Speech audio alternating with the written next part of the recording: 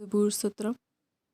اے خداوند، حق کو سن، میری فریاد پر توجہ کر، میری دعا پر جو بے ریا لبوں سے نکلتی ہے کان لگا۔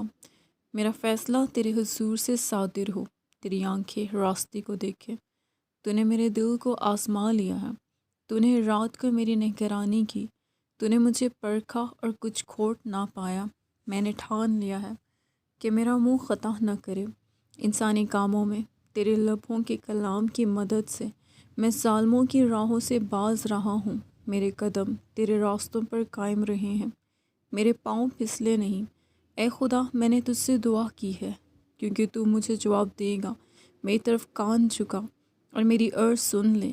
تو جو اپنے داہنے ہاتھ سے اپنے توکل کرنے والوں کو ان کے مخالفوں سے بچاتا ہے، اپنی عجیب شفقت دکھا۔ مجھے آنکھ کی پتلی کی طرح محفوظ رکھ، مجھے اپنے پروں کے سایہ میں چھپا لے، ان شریروں سے جو مجھ پر ظلم کرتے ہیں، میرے جانی دشمنوں سے جو مجھے گھیرے ہوئے ہیں۔ انہوں نے اپنے دلوں کو سخت کیا ہے، وہ اپنے منہ سے بڑا بول بولتے ہیں۔ انہوں نے قدم قدم پر ہم کو گھیرا ہے، وہ طاق لگائے ہیں کہ ہم کو زمین پر پٹک دیں۔